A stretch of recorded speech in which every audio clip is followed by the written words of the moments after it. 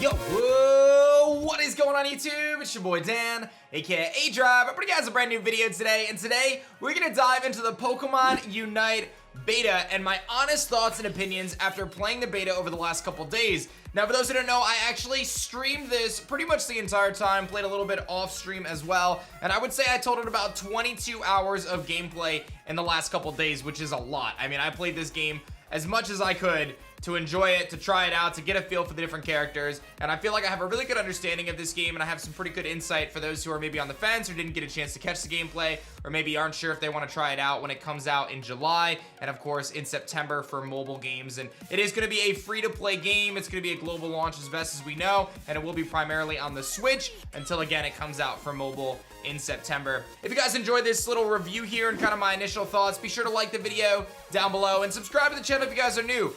You'll get the kind of conclusion here, but I do think I'm going to be playing a lot of Pokemon Unite over the next few months, so if you want to see that, be sure to subscribe. It's going to be a lot of fun, and we'll still do our other Pokemon content as well. But as I mentioned, I tried most of the different characters. I played a few of the different game modes, and I played both with and without friends, and I also played the ranked mode and the casual modes. I want to say that before I kind of go into the rest of this review and my overall thoughts and kind of synopsis, I've actually never played a MOBA before. The only game close would be Overwatch, which I guess is kind of like a MOBA, but it's a little bit different. And I had to learn a lot as I was playing, but I think I really learned a lot about the game and how this style of game goes. And I had a blast. I mean, the fact that I played 22 hours over a few days is a lot. I can't think of the last time I played a game that much, with the exception of maybe Sword and Shield DLCs coming out. So let's start with the characters, right? There's a lot of different Pokemon here. There's a handful of different Pokemon you can choose, and they seem to have spread it out from all different generations, from Pokemon like Cramorant to Crustle to obviously favorites like Charizard and Lucario. I felt like there was a lot of variety in those Pokemon that you could choose from, and at no point did I feel like it was stale in terms of what I wanted to choose. And even if someone picked a character that I normally would pick, I was able to pick something else and kind of pivot off of that, and I was able to experiment with a bunch with various characters. Crustle was by far the character I played the most, or the Pokemon I played the most, and the reason for that is it's the only bug type in the game, and I kind of went into Unite with the intention of playing Crustle, and it became a really fun Pokemon to play because of how unique it is, in the sense that it's got a really cool wall option, but it also has different kind of modes it can play. And that kind of leads to my next point, is every character, every Pokemon has a different way to play it. Pokemon like Gengar, for example, can utilize things like Sludge Bomb and Hex, and actually, if they're poison, you deal more damage and your Hex recharges faster. Or you could do something where you're running Shadow Ball to get a little bit more range, and you can also use Dream Eater to put them to sleep and then steal some health back. Pokemon like Venusaur are very similar in the sense that they can use Petal Dance to actually kind of have this area effect around them, or you can use things like Sludge Bomb and other attacks to try to poison and have more range. So every Pokemon seems to have multiple roles that it can fill, and having 4 essential moves to choose from that are going to level up as you level up, make them even stronger, and just adds to the versatility of this game, which is one of the big points in my opinion, is the fact that you can play the Pokemon in different ways. So while I played the majority of my games as Crustle, there were different combinations I was playing with. I was using the Rock Wall, which is Rock Tomb, essentially setting up a barrier to kind of trap the opposing Pokemon, and I was pairing that with Stealth Rocks, which is like an area effect that kind of chips away as they get stuck in it. I found that that was really cool if I was facing off against a Snorlax, because that Snorlax would try to rest and it would get stuck in that rock effect. And you can make these changes mid-game. Like, you can choose whether you want to run, you know, Stealth Rock mid-game, or if you want to run Fury Cutter mid-game, or X-Scissor rather. And that kind of combination, that kind of on-the-fly adjustment I found to be really fun, and it made it honestly amazing. Same thing with Crustle. Again, that's the Pokemon I played the most. You can use like a Shell Smash variant and be super fast and kind of charge around the map really fast, kind of sacrifice some of your defenses to get a little bit speed and damage output. And I felt like that versatility, again, really shined for me. And then we kind of look at some of the different roles. There was a lot of balanced Pokemon and healers and kind of support. The one thing I felt like that was lacking was the healers, though. There was an Eldegoss that was kind of your primary healer. Some of the other Pokemon could heal themselves, like Snorlax. I think Slowbro could heal itself. But there wasn't really a lot of healers. We do know Blissey is coming to the game, so I think that that's going to change things. It's going to be a pretty big sponge, and I'm assuming Blissey is going to be able to heal. And I think that that's where this game has just so much potential, is the character additions. And from talking to people who've played League of Legends or Dota or other MOBA games, it seems as though characters should be pretty frequent to the game. They should be adding more characters very frequently, probably every few weeks or even every month in terms of new character launches. And we've already known that data mine or rumored characters are Zeraora, Gardevoir, Blissey, Blastoise, Marshadow, and I believe Nidoking was even rumored as well, or data mine. So a lot of really cool Pokemon that are gonna be coming to the game. And I'll actually ask you guys the question of the day today. What character do you want to see most in Pokemon Unite added this summer at a later time? For me, I made a list of a couple: Heracross, Crobat, Victini, and Scizor. Just some of my favorite Pokemon. I think it'd be really cool to have them added to the game. We talked a lot about the versatility when it comes to the various Pokemon and kind of what they can do, but one of the other features that I didn't really realize coming into this game was the items and the upgrades of those items. So you actually have 3 item slots going into every single match, and there's a handful of different items, from leftovers to assault vest to scope lens to float stone and many, many more. And these items have various effects, like they increase critical hit rate, or maybe they increase your attack or your speed or your bulk. And you have 3 slots, so you can mix and match these items in any way you want, and you can also upgrade the items as you're playing. So as you play the game more and maybe you unlock things, it may be a pay feature, it'll be kind of interesting to see that, but you'll be able to unlock and upgrade your items, and that's going to give you a buff as well. And there's just endless combinations with those 3 items you can have, plus the 4 different moves that you can interchange on each Pokemon, plus the fact that you can choose different Pokemon every single time. And then further than that, you actually get a trainer item as well, which could be like a potion or a full heal or X attack or X speed, things like that. And I found a lot of versatility and variety in that, being able to run Crustle with X speed and try to get out of a battle if I need to, or speed up so I can rock wall somebody and trap them. Or maybe I was using potions to give myself a little bit more longevity in battle. And this is where I think this game could really shine in terms of a competitive standpoint, is you can have counter teaming, counter meta. If something like Wigglytuff gets really, really popular, Wigglytuff has Sing, which puts opposing Pokemon to sleep. It can be very difficult to deal with. If Wigglytuff gets super popular, then maybe people start running full heal so they can counteract that Sing attack and be able to counter that. So you can see just from that basic example there could be a lot of things forming as a metagame develops and like common teams start to happen. But even from that, my understanding is games like League of Legends maybe have 150 characters. Generally, a good chunk of those, a quarter to a third of those, are like viable, and in casual you can really play anything. So I think having comfort and confidence in playing a certain character is going to be above and beyond like the most important thing. And I really felt like the characters were pretty balanced, which I probably should go back to the character section here. Overall, I did feel like there was a lot of balance. It was very easy to sit there and say, oh yeah, this one Pokemon is busted versus this Pokemon. But realistically, most of the time, if you were the same level as an opposing Pokemon, I would say the fights were pretty even. I'd never at any point really felt like one Pokemon was miles beyond the rest. I genuinely felt like every Pokemon had usability from the ones I played and the ones I played against. They all kind of fulfilled their own niche, their own role, their own kind of pros and cons. And that is, I gotta give them props, I gotta say. And maybe as the metagame develops more, we find a little bit of a difference there. But I really felt like overall there was a lot of balance, despite the fact that I got wrecked by Garchomp many times. I got wrecked. I would say Machamp was probably the one thing that wrecked me the most. And I kind of just was like, really?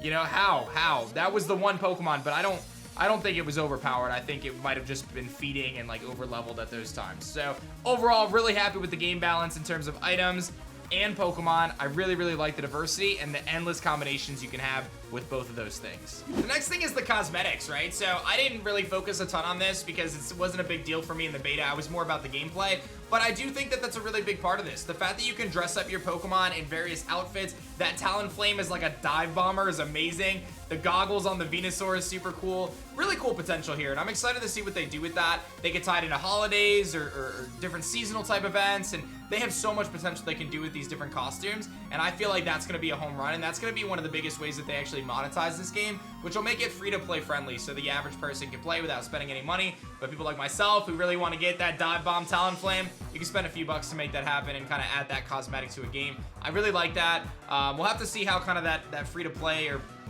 free-to-start aspect kind of plays in. But there was a lot of customizability options, and I feel like we only got just a little bit of it because it was the beta. I anticipate them to roll out tons and tons of costumes for Pokemon, as well as clothing items for your character. Again, something I didn't focus on, but there was some really, really cool outfits and things you could wear. Anything from socks to shoes to t-shirts and much more. So I feel like there's a lot of customization there, and you can spend a lot of time on that, just making your character look awesome. When it comes to the maps, I played a couple of the different game modes. I played the 4v4 game mode and the 5v5 game mode, and those have different maps, and I think the 3v3 game mode actually has a different map from the other ones.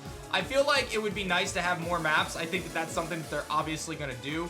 I would like to have a rotation of maybe 4 or 5 maps, because farming the same Apoms and you know, and Bouffalants and Zapdos every single time does get a bit tedious. I think the gameplay still shines and it's still an engaging experience, but I would like to see more maps, and I would like to see if they add like different effects and stuff. I know that there was a potential talk of different weather effects and things like that, so who knows what's going to happen and what the potential of this is going to be, but I really hope that they add more maps. I will say that by trying the 4v4, I really like that. The gameplay was really exhilarating when you only got a 5-minute timer. Things move very quickly, and it's a super easy game to just pick up and play really fast if you want to get a quick game in. And again, kind of touching on those game modes, I really did enjoy the fact that there's going to be multiple game modes, and I think that there can even be mini games. I think of Overwatch, which has an arcade feature, which you can play different games that are less serious, or you know, kind of more fun and kind of casual. I feel like that's going to be really, really important for the fan base, because ultimately this is going to be a lot of people's, myself included, first introduction to a MOBA, right? I would assume that a lot of people who pick up Pokemon Unite maybe have never played a League of Legends or a Dota or anything like that, so this could be their first introduction to that. So while there is going to probably be a very hardcore competitive scene, I think for this game to really succeed, it's got to focus on the casual player. It's got to focus on the average Joe who just wants to pick up a game, have fun with their favorite Pokemon, and you know, play a couple games, because that's what this game really is going to shine through. We need to focus on the fact that this is a Nintendo Switch, is a mobile console, and that is going to be coming out on phones as well, and there is crossplay between the two. So that adds so much playability to this game. You could be sitting at the airport, just grab a quick game. You could be sitting at a coffee shop, grab a quick game. Sitting on the car ride, you grab a quick game.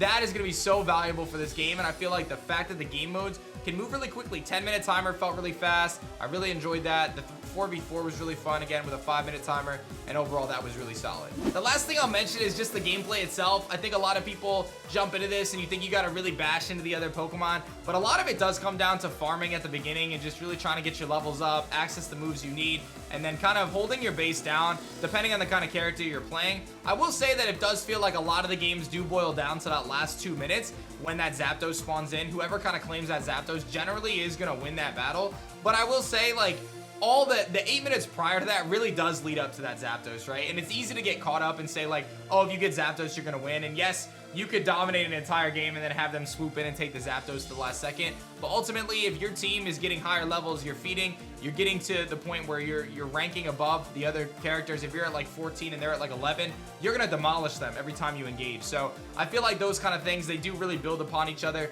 And I feel like when you have enough strategy, if you're coordinated with your team, you can most certainly lock it down and ultimately, you know, get that Zapdos and win, even if, you know, I think it could go each way. But like I said, my initial thought was that it was really focused down to those final 2 minutes, but after playing more and understanding more, I realized that it really is the full 10 minutes that does play into effect, and pushing them back into their zone and things like that really does give you the advantage, especially as you go late game.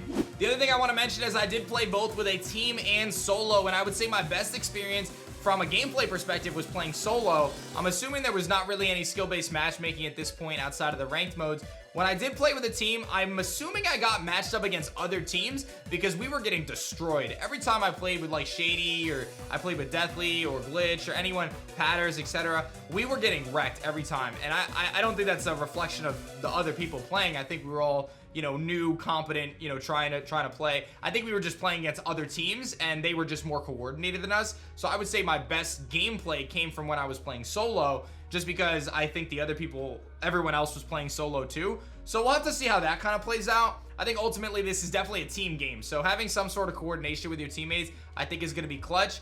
Because the game is in Japanese, I don't know if there was any way to interact outside of voice chat. I obviously didn't use any of that. I didn't know if there was anything. We used Discord, so I'm not really sure how the communication features are going to go. But it would be nice if, I think there's going to be like emoticons that you can pop up. Like say, like, I need help down here, or like, yo, you go middle or something. You know, you go jungle, whatever. There needs to be some sort of communication, even if it's just through emojis or emoticons, just to allow people to communicate from a casual perspective, because otherwise things can get a little hectic and people are kind of all over the place. I would say the last thing is looking at the UI or the interface. I obviously don't read Japanese or speak Japanese. I was able to navigate the game pretty easily through Google Translate and just kind of intuition, and I would say overall the UI was very intuitive. I didn't feel like it was challenging to navigate. There was a few times where I was trying to figure things out, but I think if the language barrier wasn't an issue, I think this game would be very easy to navigate. A couple other things, I really enjoyed the music, I really enjoyed the colors and everything, the character designs. It, honestly played pretty smooth, and while I did experience some lag at times, I had no expectations that it would be any better than that because I was playing on Japanese servers. I would say actually the connection was pretty good. I can't even imagine what it's going to be like playing it on an American connection when the game actually rolls out, because I feel like it'll be a lot better. But overall, I honestly didn't even feel like that was a big hindrance. Out of like 60 games or whatever it was, I think I disconnected once or twice. It really wasn't a big deal. It was a little frustrating in the moment, but ultimately it wasn't that big of a deal. So overall, I've been excited for Unite going into it, but now that I've had a chance to play it, I think the fact that I played like 22 hours over the last couple days speaks volumes to what my focus is over the summer. So I'm excited, guys, because I really feel like I'm about to grind this game super duper hard. My only hope is it comes out mid-July or late July, because I'm going to be going away for a few days at the beginning of July, and I really don't want to miss the launch. So fingers crossed for me. I'm being a little selfish there, but I hope you guys enjoyed my initial thoughts and reviews. I'm super stoked. I think this game is going to be big. I think it's got a lot of potential, and I'm ready to rock, baby. I'm so excited. I tweeted out the other night that I'm actually going to be hiring a coach so I can learn and I can get better at this game, because again, this is my first MOBA. Last time I hired a coach, I had a lot of success in VGC, so I'm definitely going to be hiring a professional to kind of teach me. Maybe not a professional Unite player, because those don't really exist yet, but I'm sure someone out there who knows what they're doing in League of Legends can teach me a lot of the mechanics and help me improve, and if I get better, I can teach you guys. So I'm very excited for all that. I think this is going to be a big part of our content over the next few months and maybe beyond, and we'll see what happens. So I hope you guys enjoyed my first thoughts, impressions, and basic review of the Pokemon Unite beta. Be sure to like the video if you did, and subscribe to the channel if you guys are new so you don't miss out on our epic Pokemon Unite content. Thank you guys for watching. My name is Dan. I also go by aDrive, and I will see you guys on the next one. Peace.